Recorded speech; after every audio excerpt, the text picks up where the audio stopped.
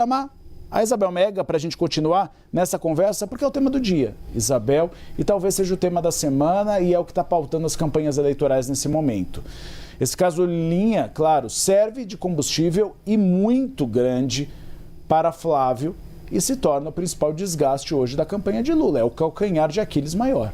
E a gente não está vendo muita mudança de discurso da campanha do PT, Uribe. Boa tarde para você, Clarissa aqui do ladinho, Eli Jonas também e, claro, quem está do outro lado da tela acompanhando mais um Bastidores. O que eu tenho escutado da campanha? Eles trabalham para trazer uma diferenciação, que no caso da Arque Rossi, o implicado é o próprio candidato. No caso Lulinha, no caso Marcola, por mais que sejam pessoas com proximidade óbvia do presidente da República, um é filho, o outro, até alguns meses atrás, estava no gabinete presidencial.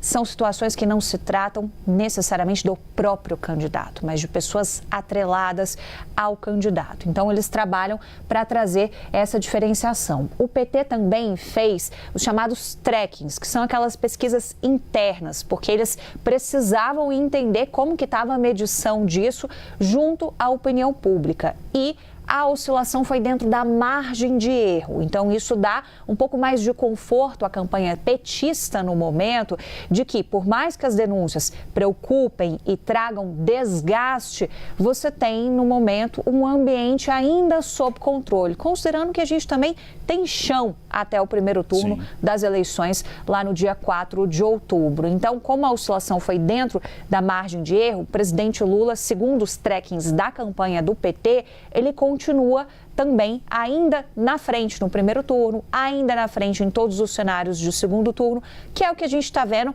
nas pesquisas feitas por diferentes institutos que todos os dias a gente vai trazendo aqui. Então, eles avaliam basicamente o seguinte: olha, a vida deles é mais complicada do que a nossa. É claro que sim, tem um temor de desgaste, a gente está falando do filho do presidente, toda a eleição, o assunto Lulinha vem à tona. A diferença é que agora, eu e ele, Jonas Maia, até conversávamos sobre isso fora do ar, a gente tem 3 inquéritos abertos. Então, essas investigações estão acontecendo em simultâneo ao clima de campanha. E aí, do outro lado, isso só abastece o discurso da campanha de Flávio Bolsonaro. E isso casa muito, inclusive, com a escolha de vice de Flávio Bolsonaro, porque Alfredo Gaspar foi um parlamentar atuante lá na CPMI do INSS como relator, tem pleno conhecimento das investigações, então ajuda a concatenar tudo isso com a sua expertise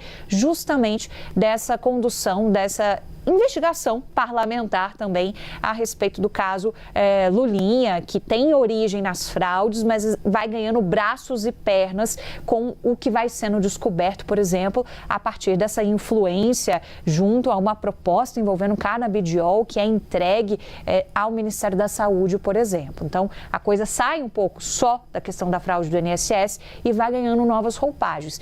E Flávio Bolsonaro tem usado isso, seu vice Alfredo Gaspar tem usado isso para bater na campanha do presidente Lula. O grande problema é goteira de notícias negativas. Se a cada semana tiver uma notícia negativa, isso cria um clima que se criou na campanha de Flávio Bolsonaro no passado, que ele conseguiu superar. Todo dia tinha uma informação nova sobre Dark Horse, ele não conseguia sair ali do tufão das notícias negativas. E é o que Lula está tentando sair nesse momento, porque ele entrou também nessa onda. Agora, a grande questão, e as pesquisas apontam isso, ontem a gente entrevistou o CEO, antes de ontem. Foi ontem ou antes de ontem? Antes de ontem, da BTG. Antes de ontem. O Tokarski. O Tokarski, Marcelo Tokarski, que é o CEO do BTG Nexus. E ele foi muito direto, ele disse, está tão cristalizada a campanha que os eleitores dificilmente vão mudar de voto. Eu estou falando do grosso dos eleitores, não os moderados. E aí é o problema, porque os moderados é que definem a eleição, principalmente mulheres do Nordeste e Sudeste. Então, no segundo turno, essas notícias negativas podem ter um impacto maior. Agora, no primeiro turno, está muito cristalizado.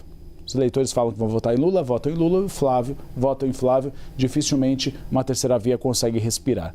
Obrigado, Eli Jonas. Obrigado, Clarissa. Obrigado, Isabel.